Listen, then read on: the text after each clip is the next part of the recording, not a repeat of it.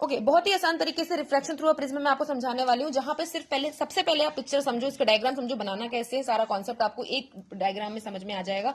ये class 12 ray optics का topic है। देखिए, हमारे पास बोला गया है रिफ्रैक्शन थ्रू अ प्रिज्म, तो अभी तक आपको ये तो समझ आ गया होगा कि रिफ्रैक्शन का मतलब क्या होता है। सबसे पहले आप एक प्रिज्म बनाएंगे, ए बी सी, इसको नेम दे दिए, ठीक है। इसको हम बोलते हैं angle of prism, this is known as angle of prism. करना क्या है, सबसे पहले देखो, हमारी लाइट इंसिडेंट होती है, ठीक है। लाइट इंसिडेंट होती है जब भी, मान लीजिए आपने कोई एक लाइट मारी, इसमें इंसिडेंट कराई, और अगर इंसिडेंट हो रही है तो नॉर्मल तो होगा ही होगा भाई, एंगल ऑफ रिफ्लेक्शन भी होता है, एंगल ऑफ इंसिडेंस होता है, ठीक है। तो ये आप ले लेते हैं एंगल ऑफ इंसिडेंस, तो यहाँ पे हो गया, मैंने इसको I1 मान लिया। अच्छा, अब सबसे पहले दिमाग में ये रखिए कि ये आपका रेयर मीडियम है, ये आपका डेंसर मीडियम है, ये आपका रेयर मीडियम, मतलब एयर से ग्लास में, ग्लास से एयर में, rare to denser. Rare to denser जब भी लाइट जाती है तो आपको ये समझ में आना चाहिए कि अगर रेयर टू डेंसर जा रही है light, if it is going from rare to denser medium, तो आपकी लाइट हमेशा क्या होती है, बेंड टूवर्ड्स द नॉर्मल। कैसे याद रखें, देखो कैसे याद रखो, आपकी जो ग्लास की डेंसिटी होती है वो ज्यादा होती है, जो भी हेवी मटेरियल होगा उसकी डेंसिटी क्या होगी, ज्यादा होगी, तो उसके पास मैटर ज्यादा होगा, उसके पास खींचने की क्षमता ज्यादा होगी, ठीक है। जिसके पास ज्यादा मैटर, वो ज्यादा आसानी से, उसके पास ताकत ज्यादा होगी तो खींचेगा अपनी तरफ।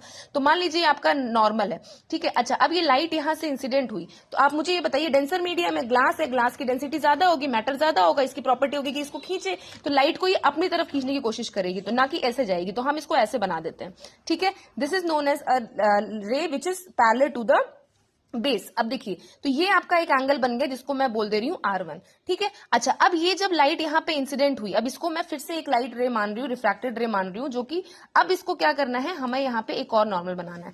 ये जब लाइट इसमें पड़ रही है तो यहाँ से अब क्या जाएगी बताइए, डेंसर टू रेयर जा रही है। रेयर के पास क्या होता है, मटेरियल कम होते हैं, मैटर कम होते हैं, तो उसको खींच नहीं पाएगी, तो इससे इधर जाएगी कि इधर, इधर जाएगी, नीचे जाएगी, ठीक है। तो ये बन गया आपका दूसरा angle which is known as R2, ये बन गया आपका R2, और इसको हम ले लेते हैं I2, जिसको हम बोलते हैं एमर्जेंट रे, बट हम इसको E से ना लेके हम I2 से लेंगे, दिस इज I1, ठीक है। ये एंगल ऑफ इंसिडेंस हो गया। अच्छा, इसको हम एक पॉइंट मान लेते हैं O, this is known as O। अच्छा, अब ये बताइए, जो ये एंगल, ये जो इंसिडेंट रे है, अगर हम इसको रिफ्रैक्शन नहीं कराते, रिफ्रैक्ट नहीं होती, तो ये सीधे जा रही होती। सेम फॉर दिस, तो ये भी आपकी कहीं ना कहीं जाके मिलेगी, ठीक है। ये दोनों कहीं ना कहीं मिले भाई, रे ऐसा नहीं होता कि कहीं भी चली जाए, वो मिलती तो है। अच्छा, अब ये मिल रही है तो एक एंगल बन रहा है, इस एंगल को हम बोलते हैं, जो कि इस टॉपिक का मेन इंपॉर्टेंट पॉइंट है, जो बॉस है इस टॉपिक का, जिसको हम बोलते हैं डेविएशन, एंगल ऑफ डेविएशन। तो आपको ये चीज समझ आ गई, हमारे पास सारे एंगल आ गए। देखिए, ये एंगल हो गया इंसिडेंट रे, जो कि लाइट पड़ी, जो कि bend towards the normal. Normal कौन सा था, ये नॉर्मल था, ये नॉर्मल 2 है, ऐसे समझ लीजिए, नॉर्मल 1, नॉर्मल 2।